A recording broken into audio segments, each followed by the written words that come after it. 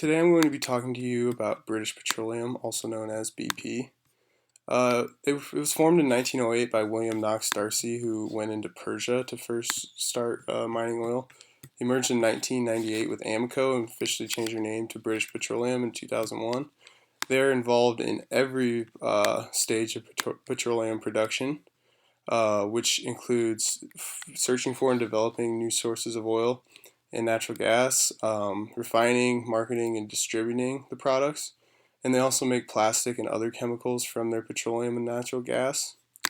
Moving on to the SWOT analysis, starting with their strengths, they've produced a product there's not a lot of alternatives to. If you drive a car to work or rely on something like that, something that uses oil or gas to get around, there's just not a lot of options, and they have a large customer base because of that. They've been successful at finding new drilling spots, especially in the Middle East, and they've taken advantage of those resources. And they've gotten into renewable resources recently. Recently, they put up six solar energy producing plants outside of the U.S. in six different countries, and they expect to increase their solar revenue by 1 billion in the next decade. That's something that other companies haven't done as well as BP has. Their weaknesses: they have a very bad environmental record. Most notably, the spill in the Gulf of Mexico, which was over 200 million gallons of oil. That's the equivalent to more than 200 Exxon Valdez spills, which happened before that and was kind of set the precedent.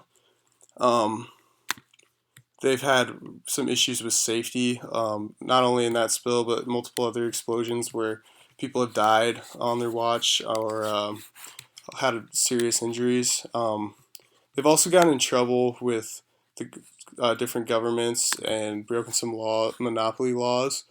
Specifically, one example, Russia had sued them for over $35 million for trying to break a monopoly law. Some opportunities: they could take advantage of the new technology and come up with some ideas to kind of become a pioneer and a leader in the new renewable energy. That's something that people are still trying to figure out, and kind of move forward in that.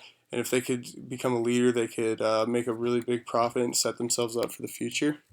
They also need to work on fixing their mistakes from the past, whether that be cleaning up or just being safer, training employees better, hiring better employees, things like that. They are facing some serious threats as we come to the future with new technology, such as electronic cars like Tesla, which is known to be more efficient and not have as much pollution. There's also a limited amount of resources, as natural gas is not a renewable resource. So eventually we're bound to run out, and they're going to have to figure out what to do. It may not be for a while, but it's still something in the future they have to think about. There's also a lot of government regulations recently with new evidence of climate change. Governments are making it harder for companies like these to make a profit, as they're a reason for a lot of the pollution. What I recommend: continuing to invest in new products like solar energy.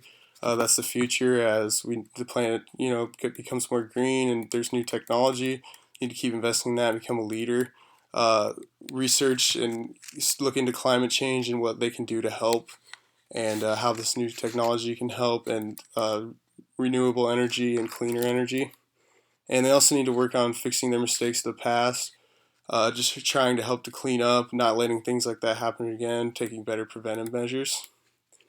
And then looking at the financial analysis, the liquidity ratios kind of show how they're able to cover their liabilities. They have a current ratio over 1, which means they're able to cover. That's right around the industry average, better than ExxonMobil, a competitor. And they have a quick ratio, a very high quick ratio as well, almost up to the industry average.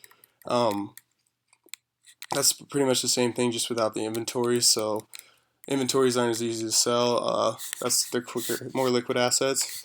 Looking at the debt to equity ratio and debt ratio, how much debt they use, those are a little higher than the industry and ExxonMobil, meaning they use more debt, and that's can be a good thing and a bad thing, as they are a little less risky, but they also are debt is cheaper because of the tax breaks, They're also maybe giving up some opportunity to expand, and with that less riskiness, like I said, there's a little less opportunity. Looking at the inventory turnover, that's a little higher than the industry average, which is good, right around ExxonMobil.